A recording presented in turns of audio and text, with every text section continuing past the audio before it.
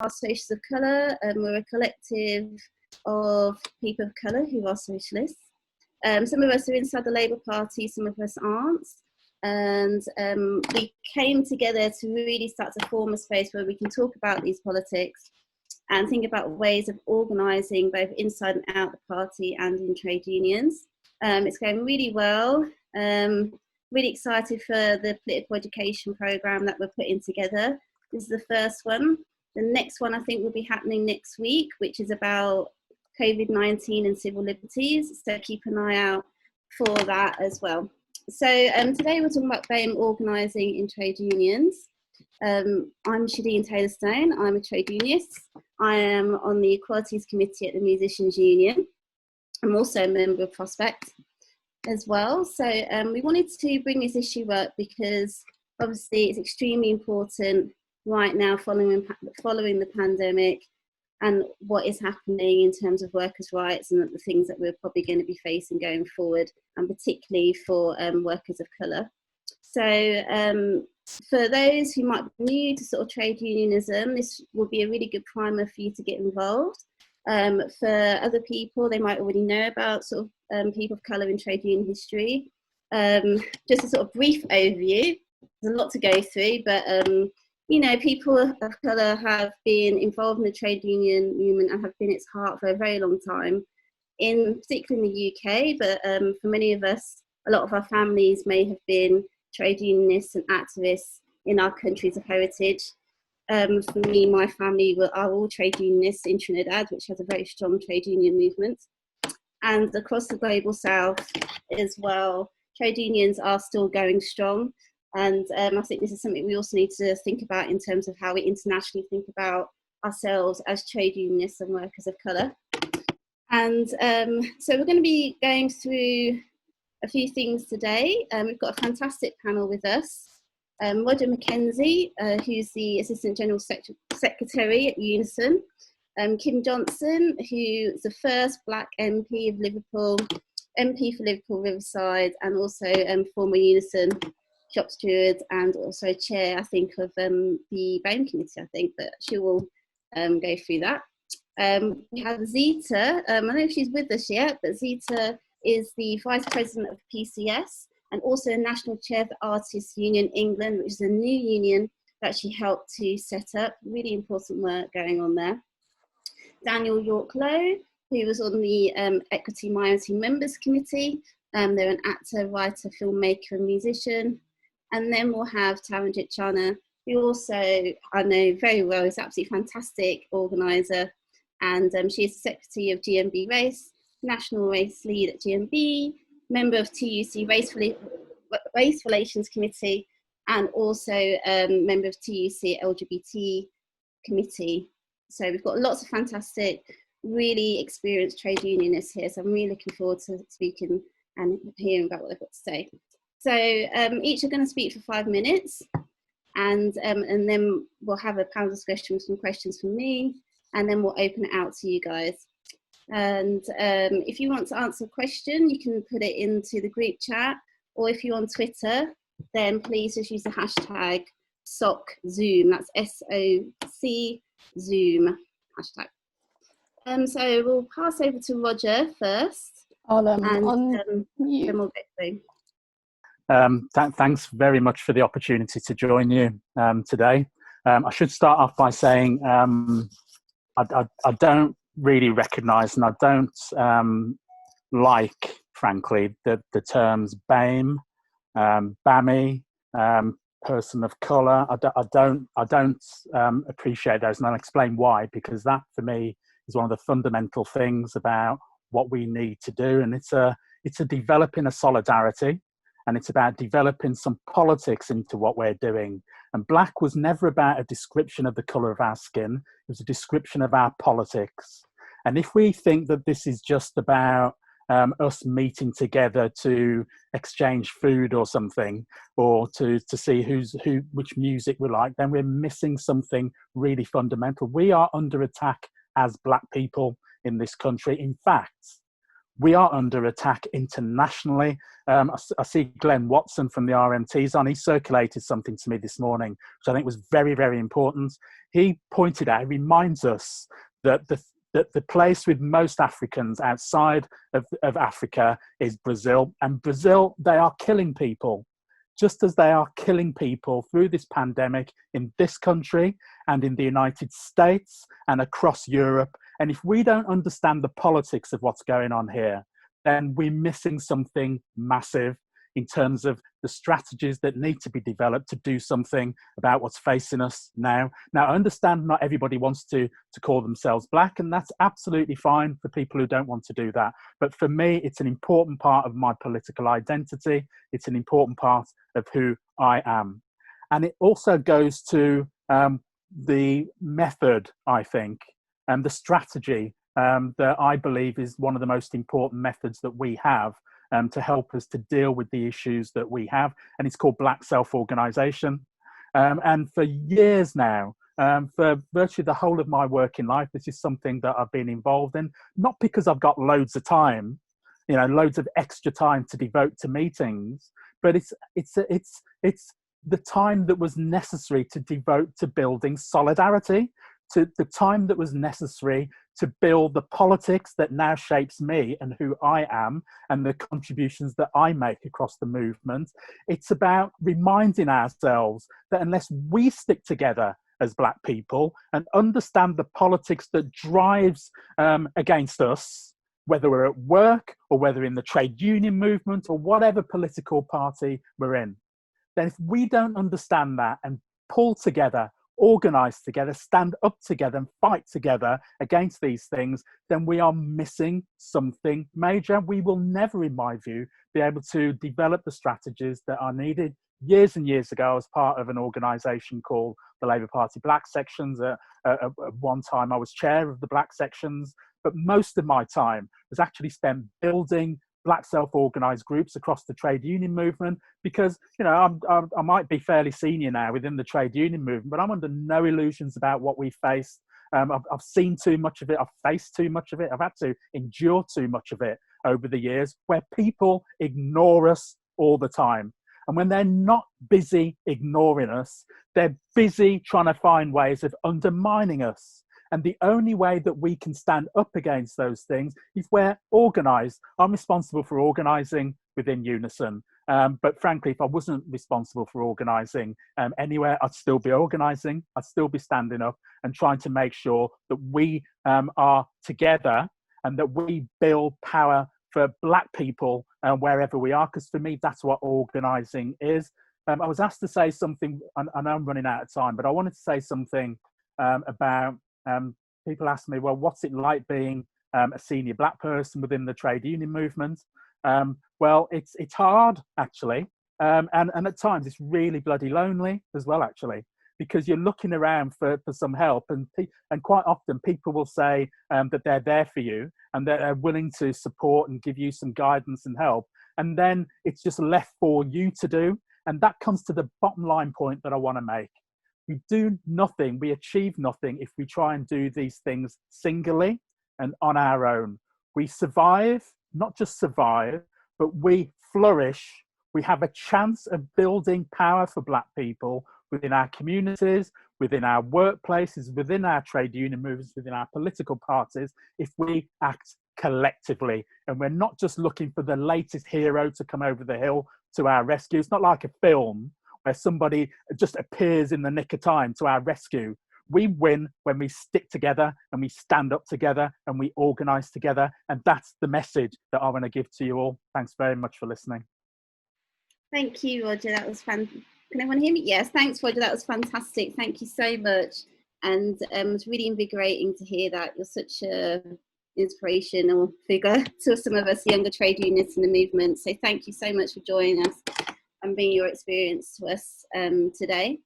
And just from your point about Brazil, for those who are familiar with the Brazilian trade union movement, or Marielle Franco, who was effectively murdered by the Brazil state, she was also a trade unionist, and that was really central to her work. So thank you for bringing her into that today. We're going to move on to Kim, our first Black MP for Liverpool. Kim, are you there? Oh, thank you so much for inviting me to speak today. And as you've mentioned, I am proud and honoured to have been elected as the first Black MP for Liverpool. And a lot of people find that quite strange, given Liverpool's history. You know, we have a long established, diverse community, and yet I was the first one to be elected in December 2019.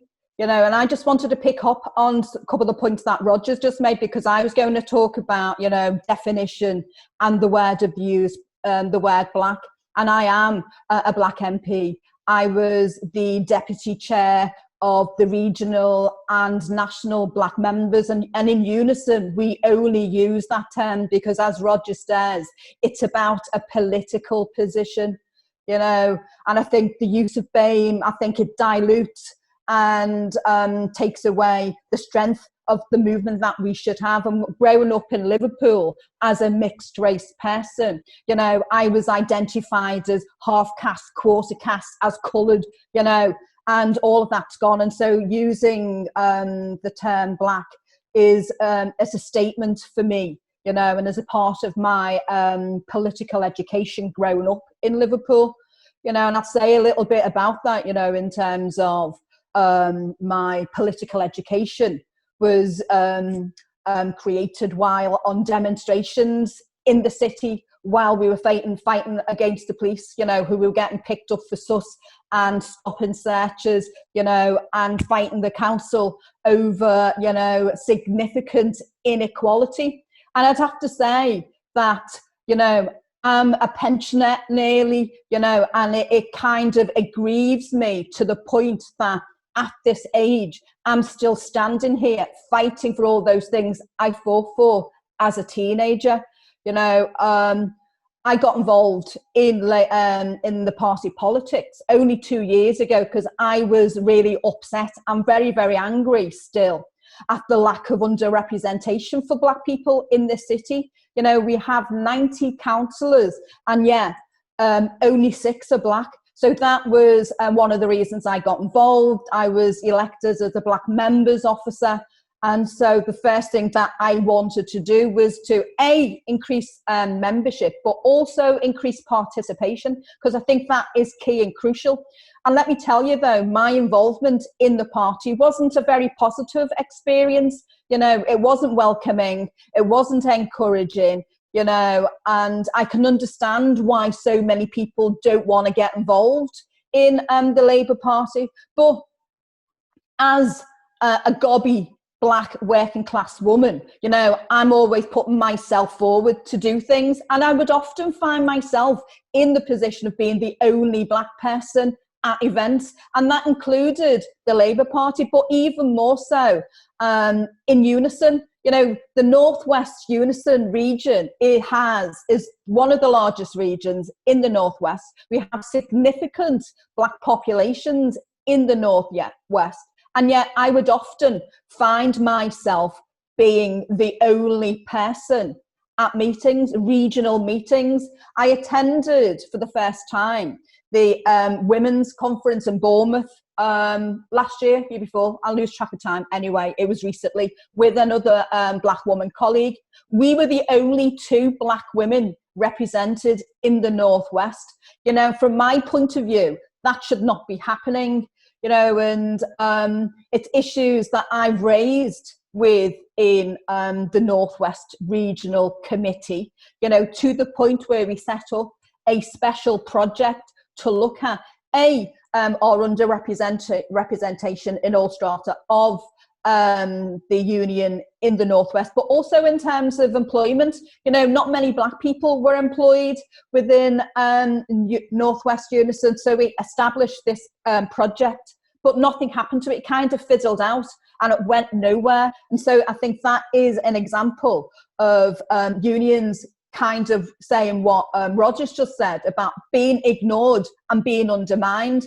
And I think another example of that for me was a couple of years ago at the start of austerity. The union developed a DVD to identify the impact of austerity on public sector workers. but what they failed to do was to include any black people in that DVD, and so I challenged that in the Northwest, and then it went further and worked with colleagues to have it withdrawn. I was told it wasn't going to be withdrawn and they couldn't afford to revise it, but with the support of colleagues, that DVD was withdrawn, and that was a victory, and I think what Roger's saying about solidarity is key, because another example of solidarity for me and my black brothers and sisters in Unison was a couple of years ago at National Delegates Conference. We had another self-organised group trying to take away one of our black seats on the NEC with a motion. So what we did collectively was that we used the tools that everybody else uses. So we campaigned and we spoke to people, we put leaflets out, but people didn't like that. But you know what? It won, and we overturned that motion, and we still retain that black member seat on the NEC. So that, is an example of how other brothers and sisters in the party try to undermine us. But I would also say, in terms of what Roger said, that self-organisation is really important, because Unison's National Black Members Conference is the largest gathering of black workers and trade unionists across Europe.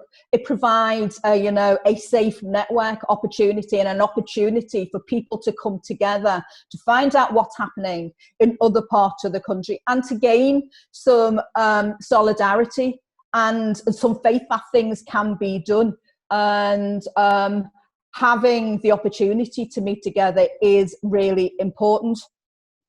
But the TUC has a role to play in supporting this movement as well. And I think, particularly from my point of view in the Northwest, the TUC hasn't done enough in terms of looking at and supporting black members across the section, but we need to look at how we educate, organise and agitate, because that's so important, and it's going to be so important going forward, because we all know that we will be the ones bearing the brunt of this crisis, and we will be the ones that will have to bail out this government, with more and stronger austerity going forward. And we know that it's always black workers that are the first to be identified for redundancy. It's always the ones that will be identified to do, those lower paid jobs.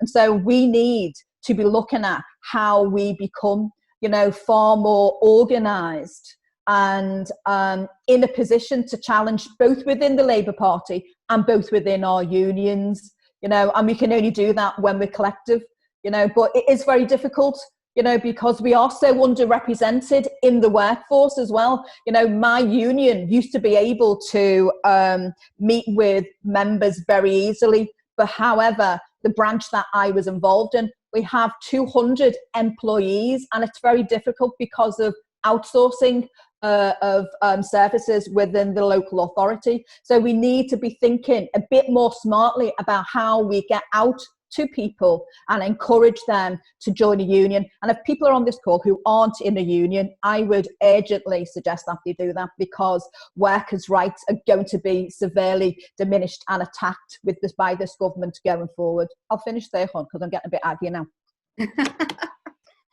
Thank you, Kim. That's why we love you. If you do get aggy, that's why we love you. And congratulations on being on the Women Equalities Committee. I know you're one of the lone voices that are really standing up for us on there, and we'll be supporting you in all of your work that you do. Moving on to Zita. I said it before, Zita is the Vice President of PCS, the National Chair of Artists Union England, and also the Chair of Black Activists Rising Against the Cuts. Zita? Good evening, everyone. I saw a message flash up on the screen on the chat that said there are no black people in the leadership of trade unions, but there are quite a lot of us on this actual call who are in leadership positions. Roger, who's just spoken, myself, Michelle is the president of NASUWT. So I'd just like to point out that we are there, we do exist, but perhaps the fact that there are people that think that we don't exist means that actually we need to do more to promote the fact that we're there and have more visibility outside our own unions in that respect. Like Roger, I've been around for quite a long time as a trade union representative and activist.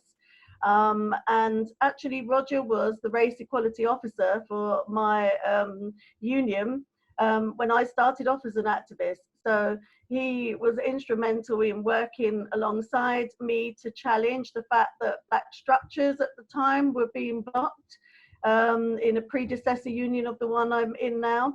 And we did organise out with the trade union movement, and I set up an organisation to bring black workers together who were members of our union so that we could build self-organised structures. And then we fought to have those within, the union system and to have them democratically agreed. And also worked alongside Roger to tackle and challenge institutional racism in offices and buildings, in our workplaces as well. So I learned a lot from Roger when I was starting off as an activist. And it's quite interesting for me now because I have a role in two different unions who are very different. One who's one of the newest trade unions to be affiliated to the TUC and exist, the Artists Union England, which is quite a small union. Large majority of our members are self-employed, so the issues they face are quite different to the ones that my members in PCS are facing, where they're employed by employers. But the challenges we face right now are huge. They have been for a long time.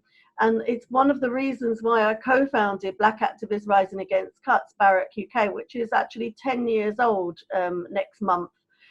We thought that it was going to be something that would just be going for a year or two to respond to the impact of austerity and cuts, which is why we were set up in the first place.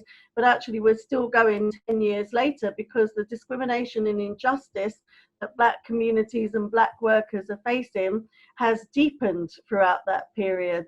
With Brexit and everything else, we're facing ongoing racism, and so our remit has broadened. And so when we established Barrack, it was so that we could bring community activists and trade union activists together and work alongside each other. And we use the term black, it's already been mentioned in its broadest political sense. And we think it's a term that encompasses us all and brings us together and makes us stronger and prevents any attempt to try and divide us.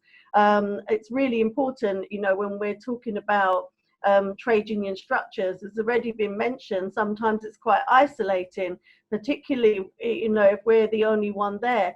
And that's another reason why I've always felt it's important to bring other people up. So every position I reach in the union, I want to bring some more black people up to hold those posts and ensure that I'm not alone. Because it actually, the idea that you can say, well, I'm the only black person doing this, well, actually, that's not a very nice situation to be in because you're isolated and you don't have backup and support from other black people. But actually, we want black people at every level of our trade union movement, and particularly on the decision-making bodies. That's really, really crucial, that we're there where the decisions are made. And that's a crucial reason why people should join, trade unions. Black people should join trade unions, because the decision-making isn't just at a board level, at a national executive level, at a senior officers level.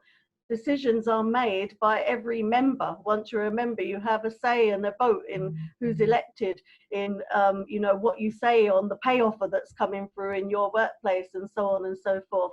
So your voice is crucial at every single level. And if our voices are not there representing on the issues that we know impact on us as workers and more widely on our communities and globally in terms of human rights and injustice that we're facing, then effectively our voices are silenced in the debate, and it's not going to be a priority for other people who are not living and breathing and walking in our shoes to push those agendas and to push those issues forward. So having us there at every level means that our voices are in the conversation, and we have the ability to change things, to challenge things and to influence things. And crucially, as others have already said, is to organise and mobilise. And that's really important. And trade unions are at very different levels in terms of whether or not they have equality structures. And Roger and others on the call will confirm that, you know, we had to fight for those structures. They weren't handed over to us. You know, we weren't particularly welcomed in terms of setting up black structures so that we can discuss the issues that impact on us. And over the years, there's been attempts to take some of those things away, and we've had to fight for them. So the more of us there are there, using our voices and organising and working together on the issues that impact on us, the stronger we are in those arguments we make. And so having black structures is so important to me, you know, because it's a safe space for us to go and talk about the issues that impact on us, and also to build strategies and to make decisions about how we want our unions to address those issues and take those issues forward, where we're central to the conversation and the activity, not on the sidelines with somebody else deciding what's right for us and what's not right for us. And, you know, in the current situation we're in with the coronavirus crisis, we're heading into another economic crisis, and black workers are going to bear the brunt of that. Obviously already hard hit, not least because of the disproportionate number of us that are dying, which is linked directly to discrimination and poverty, and the types of jobs we do and the places that we're working where safety is not put first, where we're in precarious jobs with often, you know, quite unsympathetic employers who don't put our interests at heart. And we have to come together during this period to fight for our rights. In my union, as I'm sure in Rogers and everybody else's, we're making these representations around the issues that are affecting black workers and saying, well, actually, black workers are at high risk of coronavirus. Therefore, something has to be put in place by employers to protect us from that risk. And if that means working from home or staying at home, that's what needs to happen. But it's crucial, you know, that we're actually literally fighting for our lives right now, and unions have a really important role to play in terms of what they raise with employers, what they negotiate for our protection through this period. And going forward, you know, the impacts on the labour movement, the labour market, employment, our rights at work, we are going to have a continued fight for our lives. And so we really need to come together, and we need to be there en masse in large numbers so our voices are heard, so that we can influence the agenda and that we can ensure that our interests are at the heart of everything that trade unions do. Thanks. Thank you, Zita. That was absolutely fantastic. And I just want to emphasise to people how difficult it is actually get a trade union set up from scratch. It's not just a case of, you know, bringing a collective of people together and calling yourself a union. This is like a legal structure, and there's been lots of hoops that Zita's had to jump through to get that far. And I think it's really important for us to recognise that a black woman has been central to all of that. So thank you so much for doing that for us. And we're going to be speaking to Daniel now, who I don't know what we describe him as the former chair of the Equity Minority Members Committee. I'm sure they'll tell us why. But thank you for joining us, Daniel. And if you want to go ahead, that'd be great. Yeah, I am the former chair of the Equity Minority Ethnic Members Committee. Well, we did rename it the Race Equality Committee just before we all resigned. That was our kind of last act, apart from resigning, I think. I'll talk a bit about that in a minute. Basically, I mean, for those of you who don't know, Equity represents the entertainment industry, so that's actors, that's variety artists, that's directors, stage managers, etc. The entertainment industry theatre, screen, radio, whatever in this country is, it's a ridiculously racist industry. And I would say racist in a very pernicious way and in a very difficult to break down way, because essentially it's very liberal, it's very nice. There's very little overt race hate. I mean, you scratch the surface, there is that stuff there, obviously, but a lot of it is done under the guise of like, we're very nice, we're on the right side here. But I mean, structurally, it is absolutely set up and fixed against anyone who's not white middle class, basically, and usually male, in fairness. I first got involved on the committee, which I suppose it wasn't that I couldn't get any work as an actor. I was doing quite well sometimes, and sometimes I wasn't. But what I found frustrating was I felt like I was hitting a ceiling all the time. Being of East Asian descent, I call it the bamboo ceiling, but I mean it's a glass ceiling, whatever it is. I could go and work at the Royal Shakespeare Company. I'd come out and I was auditioning for Mr. Chow and the Chinese Takeaway on EastEnders with 3 lines in English. And that wasn't very fulfilling. And I got very annoyed about that. And I got very annoyed about portrayals. And I got very annoyed about, and being, of colour, of minority ethnic descent, a black person, whatever you want to say, I would be happy enough to call myself black, but other people don't like me doing it.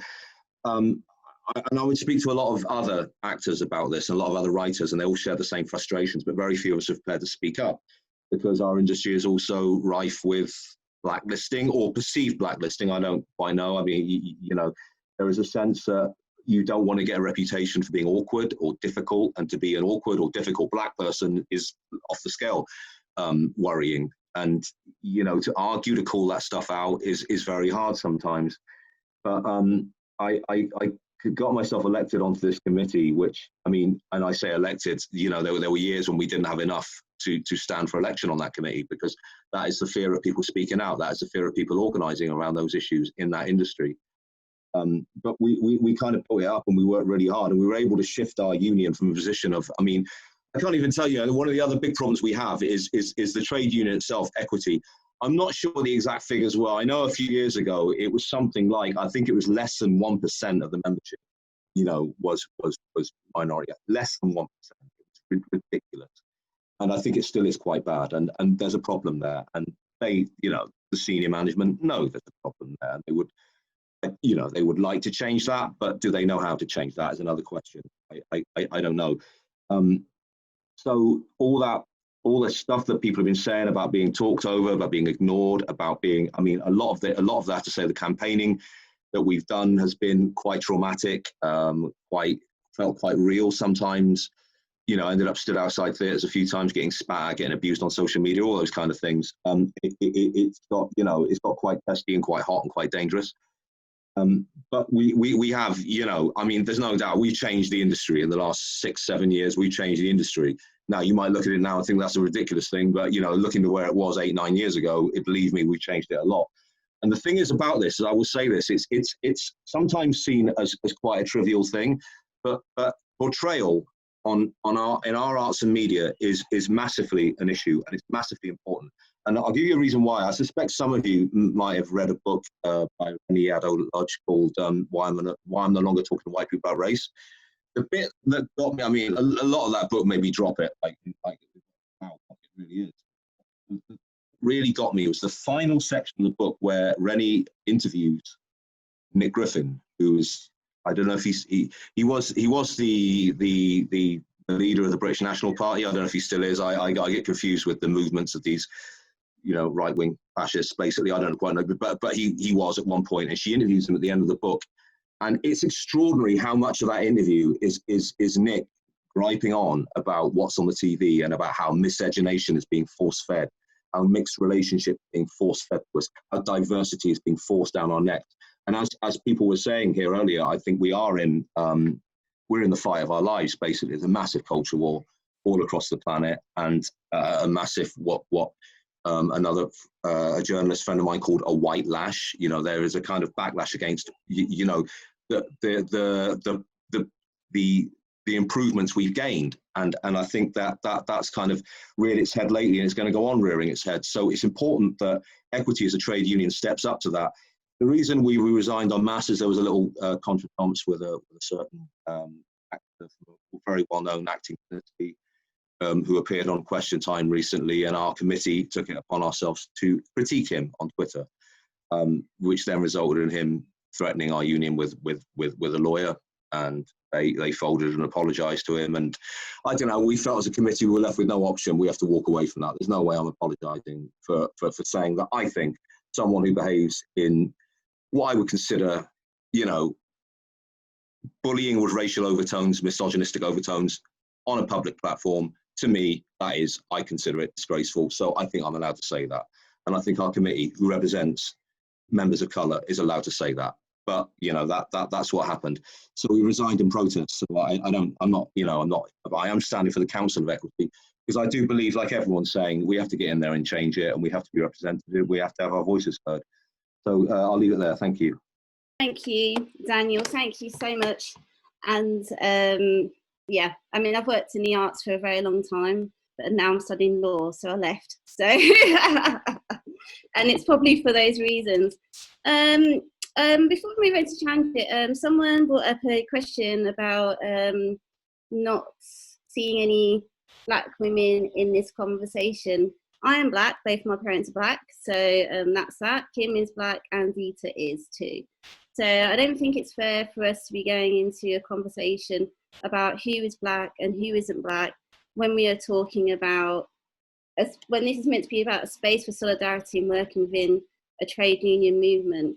And we will talk about this later, but the reality is, for us as trade unionists in our workplaces, we will be organising in our workplaces, and those are workplaces where you are going to be organising with a range of people.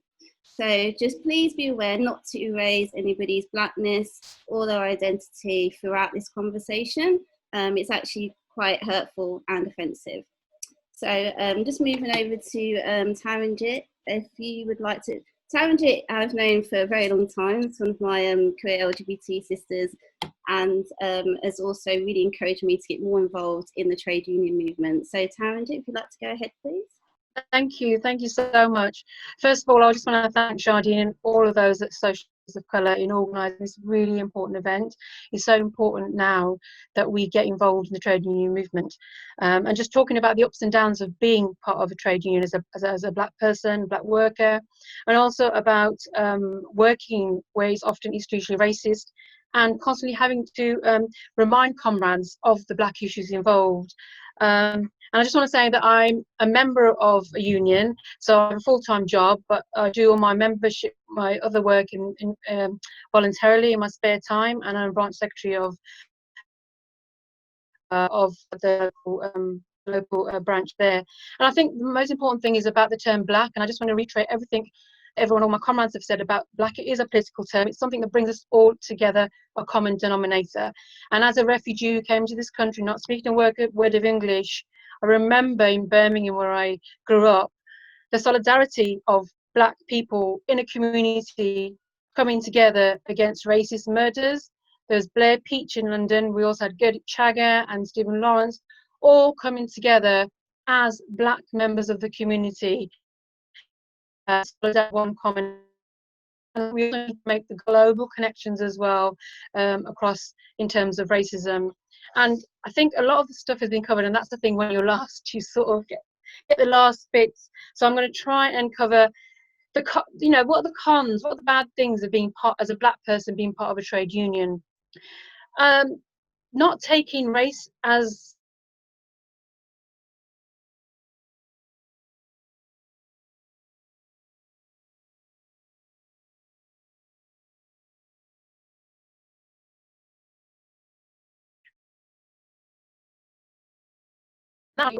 more to that than that, not being welcomed by the trade union or the TUC as well. And there's lots of examples historically that we see. And then we now, I mean, Zita really made a really good point. There are Black leaders in the trade union movement here on this Zoom, and also in the NASUWT, which Zita's mentioned. We've got a GS, Patrick Roach, and we also have a president who is Black, Michelle Corrington. And it's about inclusivity, it's about visibility, and it's about having those role models, and also having those role models from the community, from the grassroots level.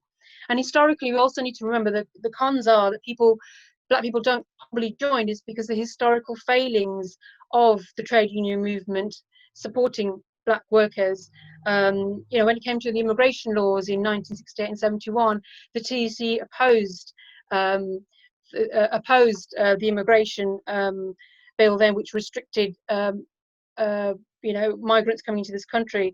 But it's about black workers organising, self-organising, and also unions unfortunately don't practice what they preach. They may have all these motions passing at conference, wherever it is, and we also see that senior management doesn't reflect us. I mean, all of us are here. If you look at your structures in your unions, if it's SMT, senior management structures, whoever is governing, you will see on the table stale, male and stale, and you know, that's something that we need to get through. And I just want to read a quote from Jane Desai.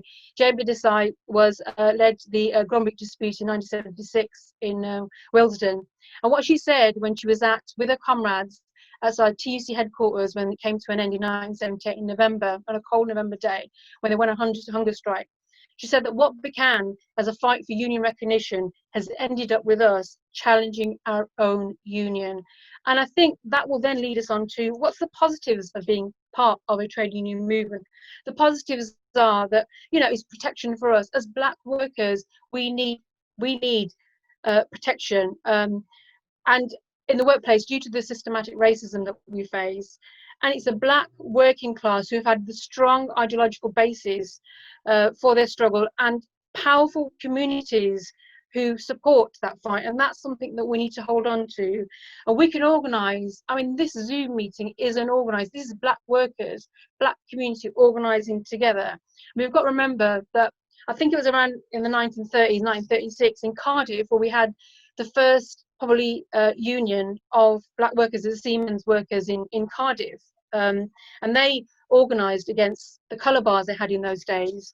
And also a good thing about being part of a union and black workers being part of a union is that you continue the legacy of the history of black workers in the trade union, in the labour market, because we saw the first independent black self-organised trade union in the 1930s, around that time, which was the Coloured Film Artists Association in Elstree Studios, which again tackled the pay and the terms and conditions of black workers. The India's Workers Association in 1938 in Coventry, which created self-organised groups with links with the trade unions. And also we also got to remember the wins that we've had. The Gromwich dispute, unfortunately for us, it was a moral victory. It was a moral victory because for the first time we saw black workers on the street, downing tools, getting out there for terms and conditions, highlighting not only just racism, but class issues and also gender inequality. In 1977, there's 20,000 people out on the streets of Willesden. So that is something that we need to look at, even though the trade TUC let them down. We've also got the Bristol bus strike in 1963, and lots of other things which was inspired by Rosa Parks. The Brunswick strike in Birmingham. So there's so many things that we can black workers have organised and had victories as well. And speaking to black workers in my union, I've asked them. We often have discussions about this. Why are we part of a trade union movement? It makes us feel comfortable. We feel safe. We can communicate easy, and it's so important that we communicate. Strengths are in numbers, and it takes away that fear. And there is a fear because if you go to your branch meeting, who do you see sit around the table? Most of them are white people. So it's really about changing those structures as well down at grassroots level. And it's about developing new skills, and it's an opportunity to be part of a self-organised group, because in the workplace, you may not be able to have a self-organised group, and also opportunity to get involved in things like LGBT plus committees, being part of disability, women's groups, young people's groups, migrant workers. So it's about having those additional self-organised groups, and being part of a trade union, you're more likely to get your pay conditions. And it's important when we're looking at this, because then we can look at addressing the ethnicity issues, like the ethnicity pay gap. And I think this has already been mentioned. A collective voice doesn't just offer better results, but also greater protection. So what we're seeing under this pandemic is BAME workers are reporting that they are scared to complain about safety issues in the workplace. Now, as a collective voice, and if you have a rep in your workplace, it means that you're not alone. and also structural change as well. And I think that's been highlighted as well. Being part of a union means your voice adds greater weight to those who are already challenging those structures in the workplace and across society to fight against the inequality. And I think, you know, one of the things that we can say is that the more there are of us in this movement, the more powerful we are. And just finishing off by saying that, you know, why should we get involved in the trade union movement? Better pay conditions, and obviously everything that unions have worked for is applicable to black workers. But in addition to that, we also have specific issues that need to be addressed. And one of those issues is structural racism, and we can do that through the trade union movement. Thank you. I see some people clapping in the galleries there for you. Thank you, Taranjit. It's fantastic. So we're going to go into some questions that I've put together. Yeah, I mean, I think obviously everyone said absolutely amazing points, and I think, you know, as it's been a recorded session, I don't want to spend too much time on it because, you know, we'll be here all night. But, you know, people are using terms like black and of colour and interchangeably, and that's for a reason.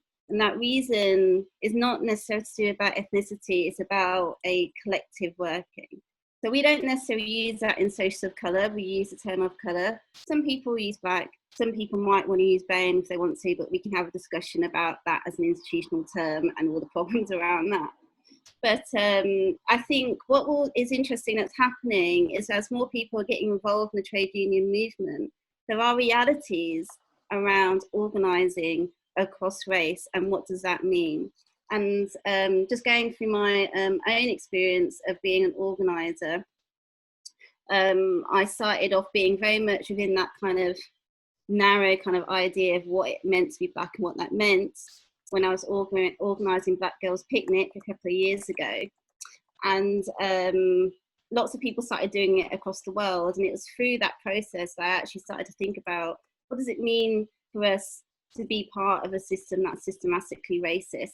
And the kind of thing that really kind of stood out for me was when someone decided to want to do a Black Girls Picnic in Australia and New Zealand. And I got an email that basically said, the way that you have described black in your description doesn't apply here in Australia, because here Indigenous folks, Aboriginal folks are called black. And it was from that moment where I was like, okay, I need to rethink about what it means to actually be working across lines in solidarity with other oppressed people. So I just want to make that clear, particularly in this talk. This is about working within our workplaces, and as I said, that can sometimes mean organising across race. So we need to think of positive ways of how we're going to organise across those lines, rather than thinking about us working our own silos, because I'm telling you, from experience, it will not work.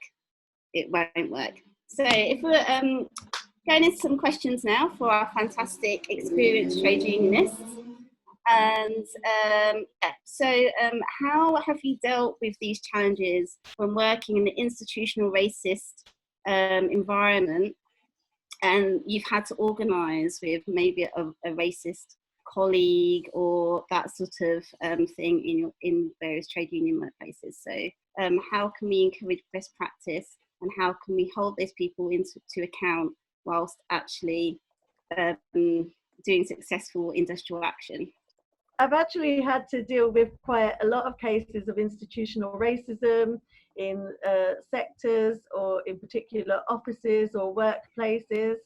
I think the key things is we have to stand our ground, and we have to collect the evidence and present that evidence. So you do have to go for a system. You can't just say it's institutionally racist in that place.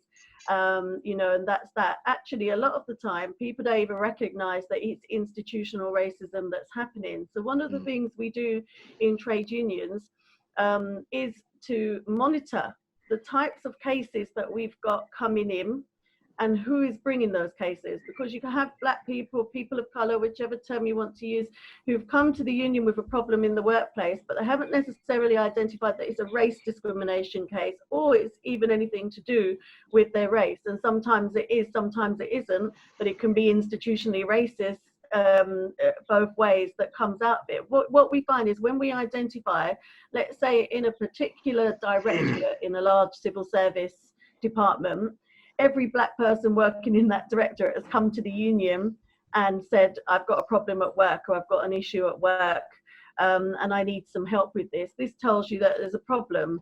And then when you start to look at patterns, so is it, you know, microaggressions, policing of work, discrimination in appraisal, could be a whole host of things, as well as direct race discrimination. I've just been dealing with a case over the last couple of weeks where a member was likened to a gorilla in his workplace, you know, and this is in a civil service department, that this is still happening in this time.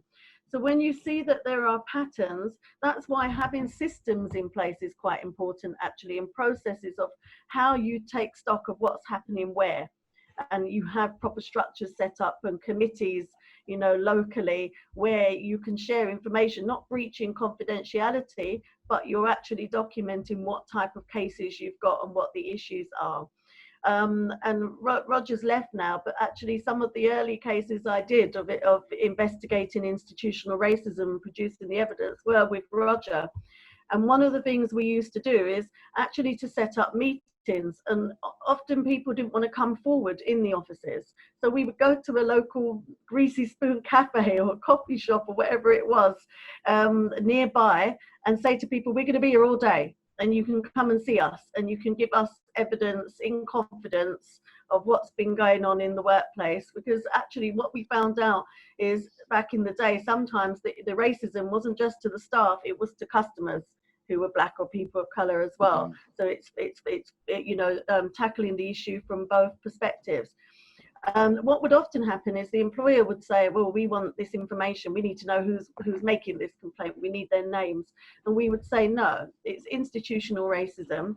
We have evidence, you know, from our own cases, and we put together a written report of all of those people we've interviewed and present the findings, which would pin them down, and they'd have to do something to address the issue. So actually fact-finding, evidence, organisation, communications, documenting things, collecting data, all of those things actually are all relevant.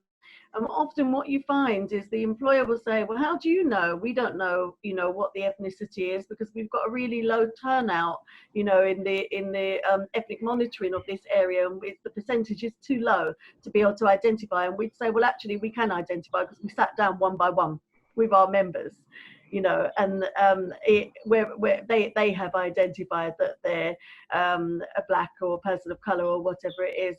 So you can't go away from that. And then sometimes we've called in the CRE or the EHRC, because back in the day we had the Commission for Racial Equality, so we, you know, which focused just on race. We had separate commissions, so we could go there, we could go to the EHRC, we would involve MPs if we need to, and local councillors. We do a whole host of things. So if we need to escalate it and we need to take it out into the public domain and start to organise protests and involve the local community and other trade unions, we would do that. So really it depends on the situation and whether or not the organisation that is institutionally racism puts their hands up early up enough and says, okay, yes, we've got a problem, we need to address this. If they don't, you escalate it and you take it out into the public domain and you make it into a wider campaign and involve the wider trade union movement. And of course, black structures are crucial in that solidarity and involvement. Thank you, Zita. I'm going to go straight to questions that have been sent to us, actually, because there's some really great ones here. Chardine, can I just say something about that last question, though? And I just wanted to say, though, I think we also need to recognise that it's very difficult for people, particularly if they are the only black worker in an organisation and don't have support. So trying to raise it is very difficult. But undertaking what Zita mentioned about collecting that data is really important, and providing that level of solidarity is really important. But I think often you know, being a lone worker. You don't want to put your head above the parapet. You know, you don't want to be singled out. And I think there's some work that needs to be done with what brothers and sisters, you know, because they're happy to stand on a demonstration fighting the fascists on the street. But, you know, the real piece of work that needs to happen is dealing with institutional racism that we as black workers face in the workplace on a daily basis. So we need people to say, this is not right, we need to do something about it. Just wanted to say that. I'm sorry. Can I also add, Chardine, just to that? Yeah, go for it. Yeah, just very quickly. I mean, just on a different level in trade unions also have conferences and congresses, whatever the individual union calls them, and you can pass motions that make policy, and then you can hold your union to account to those policies. So if there is some practices that are racist institutionally, wherever, you know, those are the structures that you can follow. And it's really important that we see our brothers and sisters at these conferences and congresses, because at the moment all we're seeing is just the white workers turning up, but it's really important that we have that voice there and pass these motions. Absolutely. And does anybody else want to add anything? I was only going to say that one of the problems we've had in our trade union and our industry, and a lot of it has been about knocking heads. I have to be really honest with you, but a lot of it was about when we were criticizing things like, let's take blackface for instance, which is an act of putting on black makeup to play Othello or whatever. That was resisted up until 1990, and it was resisted by a lot of. And the problem we had in our union was we weren't supposed to criticize other members for doing that, because that's their work, that's their livelihood. And people would come back with ridiculous arguments about that, and we had to face that down and argue it and argue it and argue it. And a lot of it was about a few of us organising protests on our own volition and letting the union kind of run after us with it. Do you know what I'm saying? Getting ahead of them in a sense. Absolutely, thank you so much. I'm going to just go straight into some of the questions that we've been sent as well, because some of them are really brilliant. So I don't know who this is from, but it says, should all black members committees be self-organised? And the person just goes on to say, in my union, I'm on the Black Members Committee, where there is a white officer who we've complained about, but it seems like their agenda is propped up by the union structure. The black members who have voiced concerns have been silent so far. It's made the black members divided, and they have tried. And that says they have to try other structures or try to find ways around this person, rather than being brought back to the committee and people feel fed up and engaged. Is there any help or advice on that? Anarchy, get rid of them. That's what I'd say. You know what I mean? Because if it's a black self-organisation, it's about black self-organised and workers making that decision. It's not power without responsibility and being dictated to, is what I'd say. Yeah, it should be a safe space for black workers, people, workers of colour as well, to be in that space. And having a white person there just changes the landscape, changes the agenda.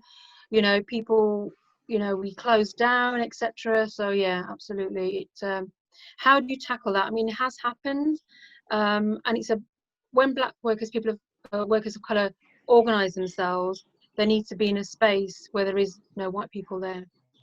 Absolutely. Yeah. No, I think, and that's sometimes where BAME comes from, because I know of some organisations where Irish people have attended because they see themselves as a minority. So it's about, you know, the whole definition. Yeah, I mean, there is the union equity has encouraged members from the council and senior officers to come and sit in on our meetings. But I mean, and I you know, they want to sit there and listen. That's fine. But the amount of white male privilege, I have to say, you know, they feel they can just start talking. And Taranjit's absolutely right. Everything closes down. I think it's a real problem, and it's difficult to call it out without looking difficult. You know. Mm-hmm. The question that was asked was about it was about an officer being white. Was that correct? Sorry, it's a social care side. That it's not that she is white, but the members' voices are not being heard. Okay.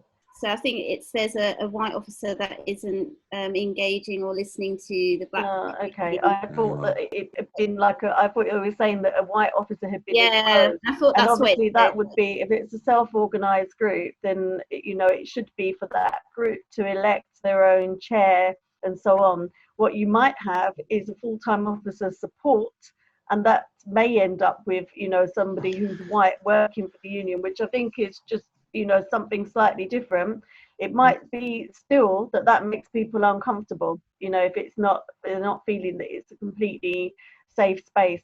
And we had an issue a few years ago that our race equality officer in PCS was always a black person for many, many years. And then there was some restructuring and changes and people moved on.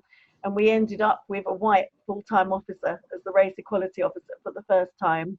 And that did meet some disapproval from our black member structures who were quite concerned about that, because historically, it hadn't been the case.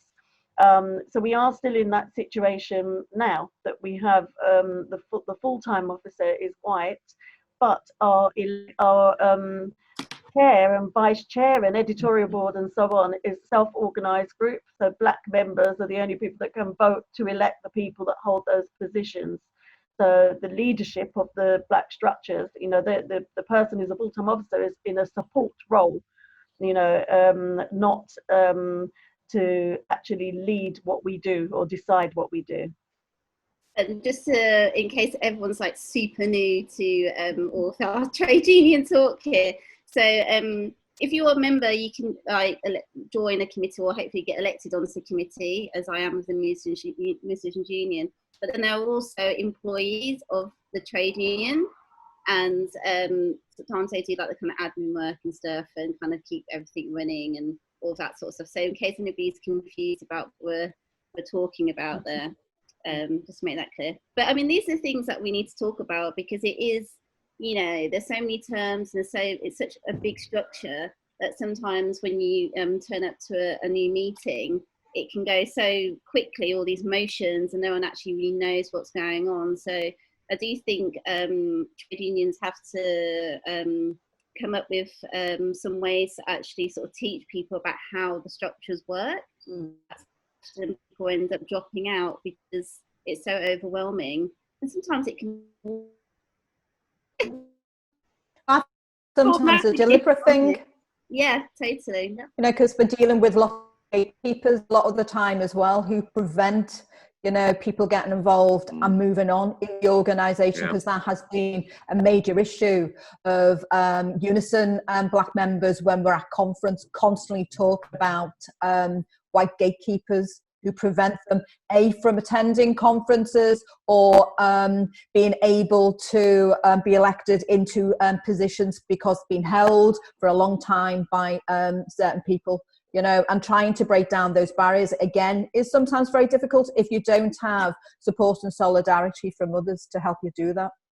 Absolutely. And I think that's something that us as in our collective Socialists of Colour are going to be working on in the future, like those real kind of practical things about like how to get involved in your union, or if you're a Labour Party member, like how do these processes work, because sometimes those people are just not going to tell you and you have to work it out for yourself. Can I just add just one thing on that? Sorry, Chardine. Again, it's also about getting that information across to those workers in a language that they understand as well. That's so important. So if you look at the structures of a union, even I sometimes, the structures, how you get from a member to a rep, to a branch secretary, to, then you get onto self-organized groups, committees, and the CEC, etc. So it's about, like I said, unions tend to preach things, but at the end of the day, they need to have to do it in a way that's, that workers can understand in a language, whether it's interpreting stuff or just in language that they understand. So that's really important. Absolutely. That's why mentoring is actually really crucial. And one of the things we introduced through the TUC Race Relations Committee, which myself and Roger and others sit on, is a mentoring program.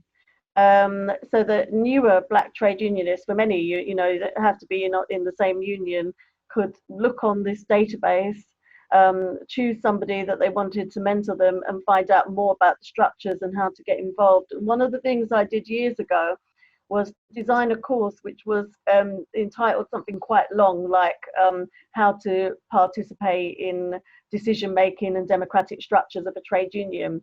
So even, you know, starting from scratch, going to your first annual general meeting, you knew how to present a motion. You knew how to put yourself forward if you wanted to stand for election. And crucially, you knew that you need to bring all your friends, because if you didn't and they're not there voting, you know, it's going to be another white male, white straight man that gets elected to all the crucial posts. So those kind of practical things are really important, because it can be quite confusing and, you know, a bit of a minefield trying to get your head around how everything works and navigate your way through it you know, with confidence. So having the confidence to put yourself forward. And one thing we know is like recruits like in the trade union movement. And actually sometimes people have not stood for something simply because they weren't asked. So I would say just encouraging your friend, your colleague, and saying, I think you would be good at this, why don't you go for it, is the difference between somebody never ever doing it, or, you know, getting up and doing it and finding actually they're brilliant and, you know, a major resource and benefit to that union and the other black workers who are members of it. A message here that's especially for Daniel.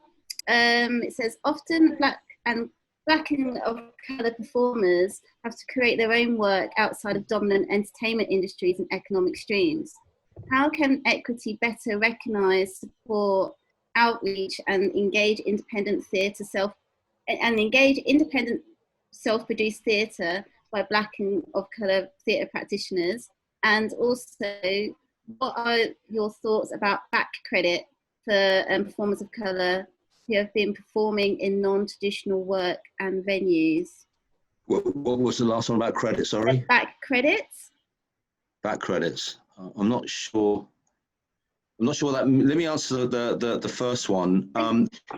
Yeah, I mean, there's no doubt about it. I think we do, and it took me a long time to come around to that. We do, as artists of colour, we have to kind of create our own stuff, because if we're sitting around waiting for white people to do it, you know, they inevitably, you know what I mean? Inevitably, you might get shot the odd crumb every now and then. And some, you know, there are some performers who do very well out of that, about being a tokenistic presence. But, you know, as I read a thing that Malcolm X said about tokenism the other day. It's just like, you know, the person who picks up the token isn't interested in the rest of it. You know, it's not a community thing. That's about me standing out, being the only one, the only recognised one, clever one. And there's a kind of, there's a route through a career like that, which depends on everybody else being kept down, which obviously, you know, a lot of us aren't interested in. So you do have to create your own way. In terms of equity, being able to empower that, that's tricky. What I think equity has to do is pressurise the Arts Council, pressurise the BBC, all those publicly funded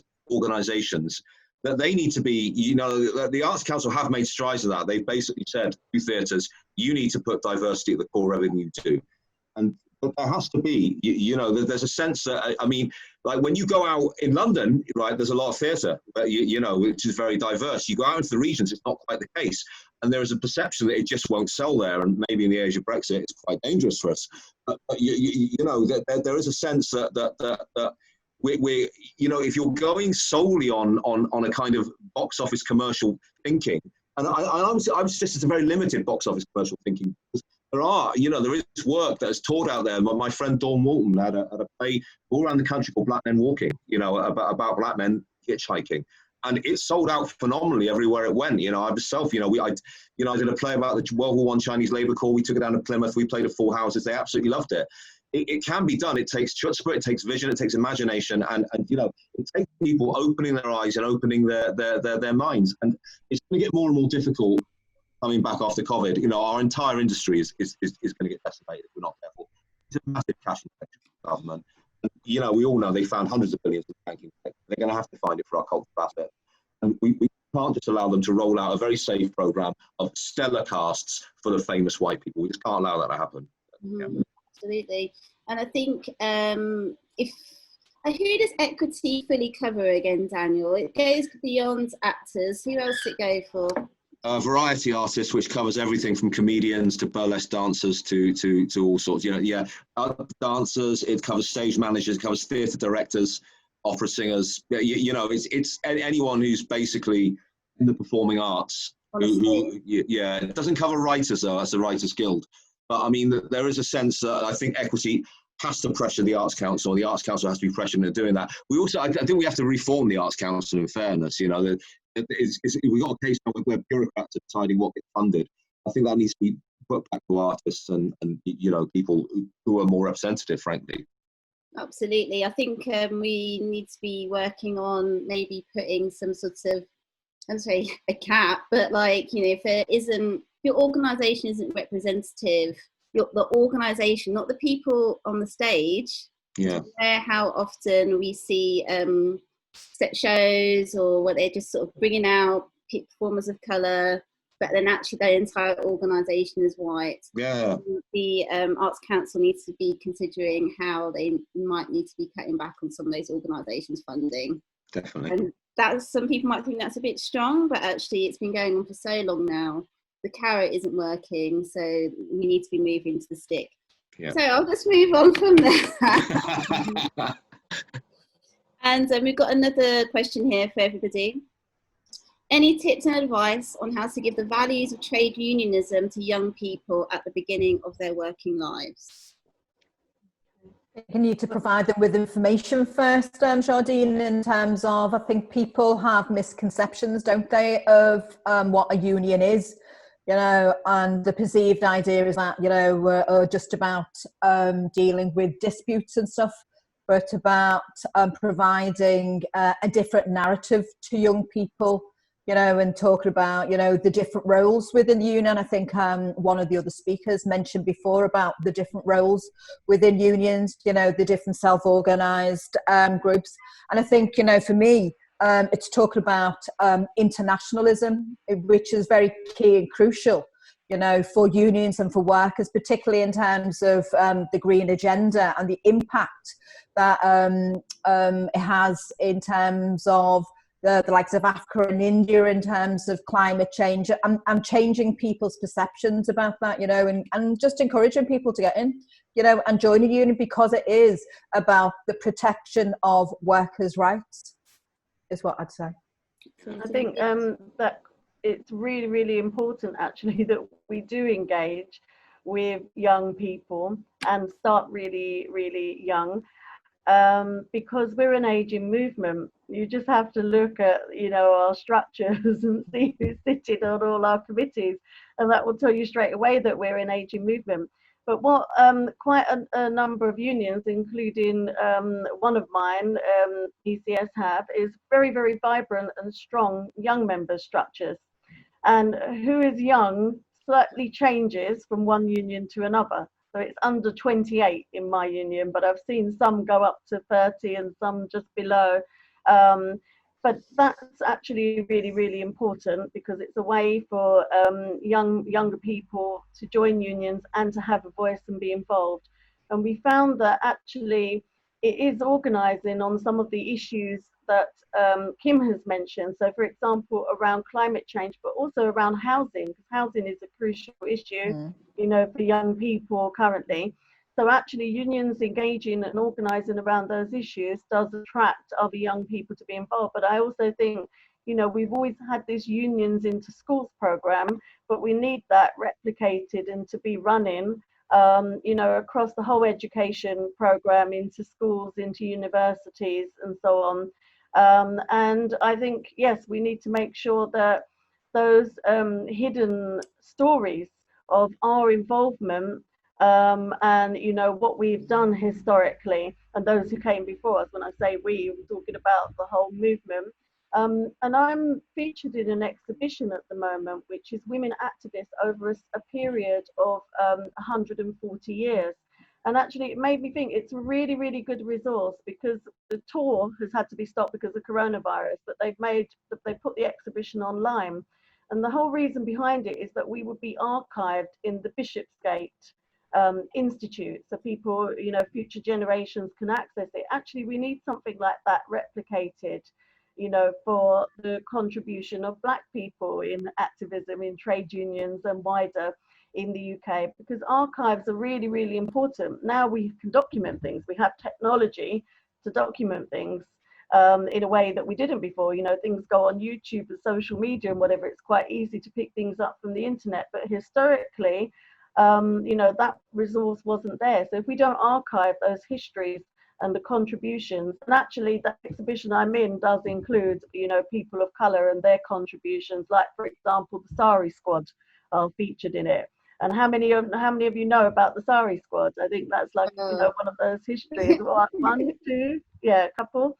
But I don't think you know, it's broadly known, and it's a fantastic piece of history that should be shared across our movement, and actually is more likely to engage people in trade unionism, hearing those real life stories of what people went through and why they did what they did and how they influenced things and how they had impact on society going forward. That would actually, I think, attract people, and it should be in the education program as well. It should be in the curriculum and proper lessons, not just a guest speaker coming in, you know, once a year. That's not enough, really. Absolutely. And also just, yeah. sorry, Chardine. Oh yeah, I was just quickly add, also youth services and going into the community as well is really important to engage young people, and have political training sessions as well, just about the politics and about the trade union movement itself. Absolutely. And I just wanted to bring on to Zita's point there about our histories and people not realising, actually, because maybe trade unions, as trade unionists, we don't, you know, I don't know what the term is, like sort of shout out our achievements enough often, and what we have achieved in the past. So if people, I'm sure some people might be familiar with the Pride film here, which so there's activists, LGBT activists from London working in solidarity with the miners' strike, and that meant that the miners' union actually voted as a bloc for LGBT rights to be put into the Labour policy. So it's things like that that we have achieved as a movement. And, you know, the Equalities Act 2010 came out of activists who were involved in the trade union movement. A lot of those names that you see when, you know, the sort of things that Zita was telling about, were all involved in the trade unionist movement at some point. And that is where they learned all of those skills, and they learned how to come up with policy, how to get trade unions to back those things, how to get those policies onto the Labour Party's agenda. So it's absolutely crucial, particularly for those of us, some of us aren't under 30, those of us who are under 40, but with very good skincare regimes, to make sure we get involved. And, you know, because these are real kind of roots to some form of liberation for us within the trashy society that we are in. So stuff that Kim's doing as well, stuff like Zita, all these people are doing fantastic work. And being a trade unionist gives you those skills. And as Kim knows, so many MPs have come out of the trade union movement. So if you want to see more MPs of colour, particularly within the Labour Party, because we only have 2 black men, which is shocking, absolutely shocking. There's more black men in the Tory party than there are in Labour at the moment. So, you know, get involved in your trade union, start learning how these policies and processes work, because that is where you can end up in Kim's position.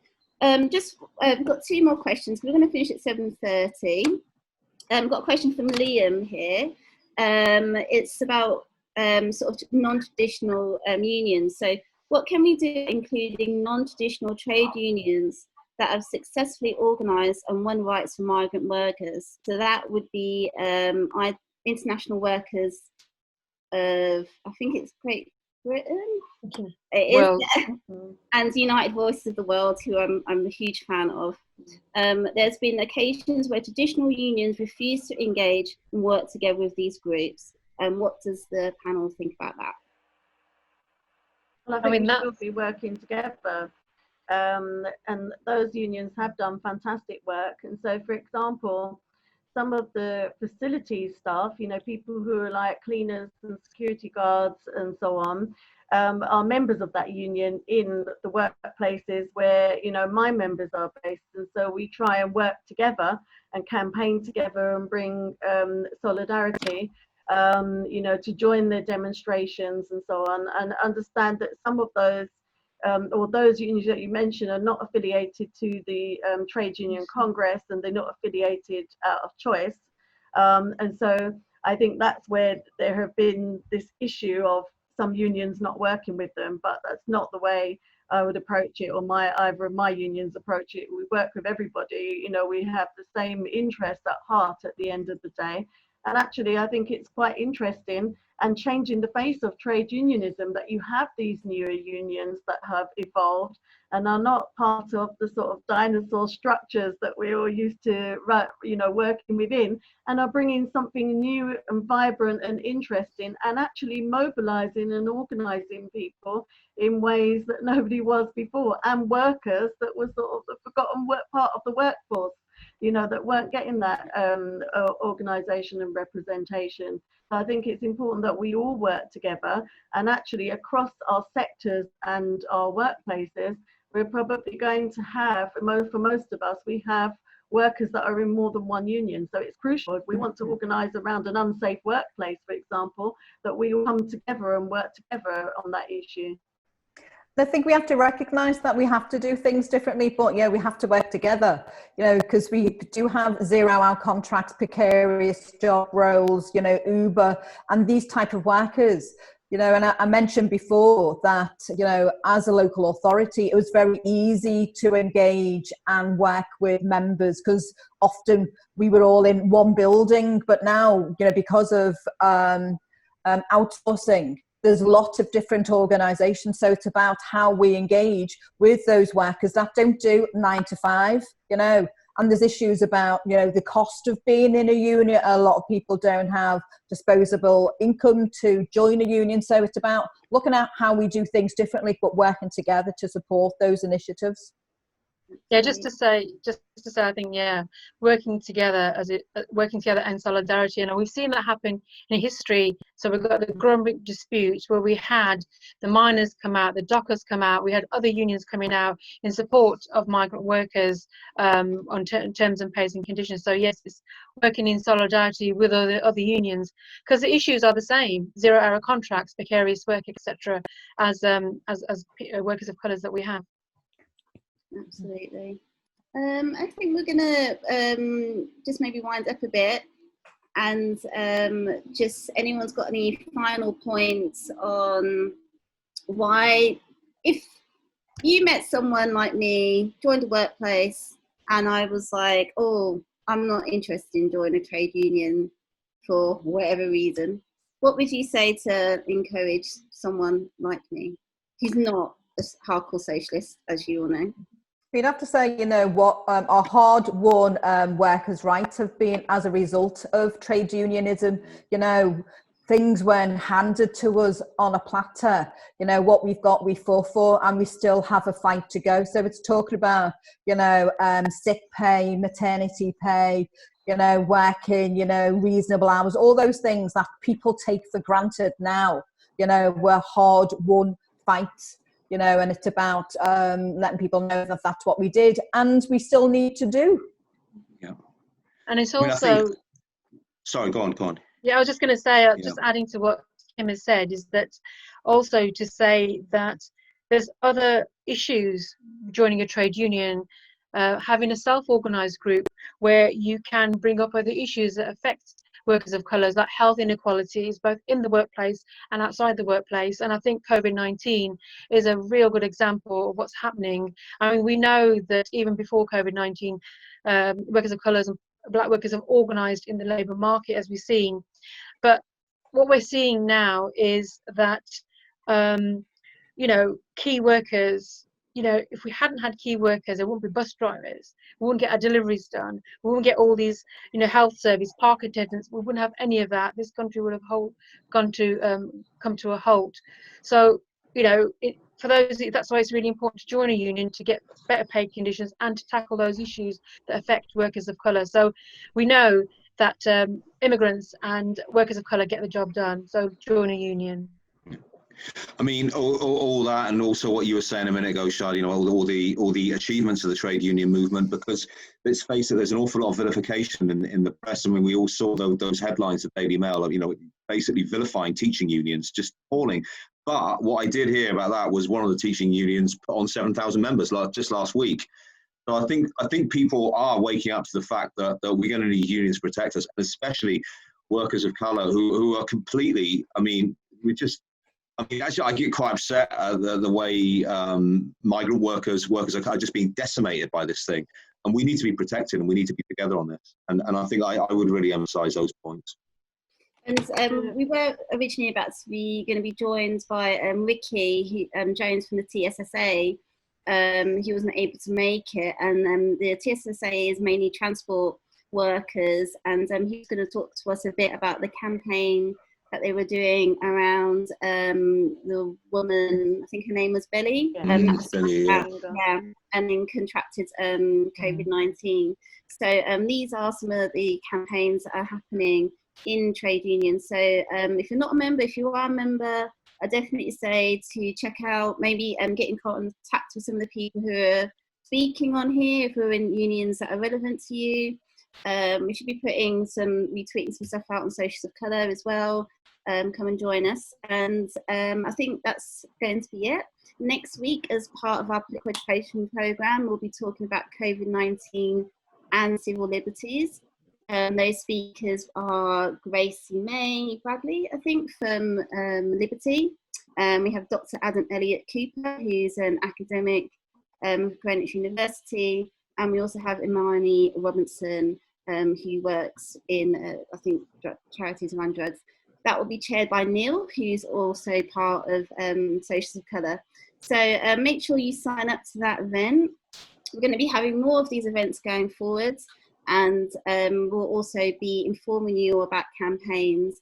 And I think we should really be having something like this again, maybe in future. That might be a bit smaller for those that actually really want to get involved and maybe want to stand for election within their trade unions. And maybe we can have like a workshop or something like that. If maybe Kim, Zita, Taranjit, you might want to help with that. And yeah, so that's start building up some skills and workshops for people on this issue. I think going forward, it's going to be we're going to be at the forefront. So let's get as many people organised, skilled up, and ready to hit the picket line, as to say. So thank you so much.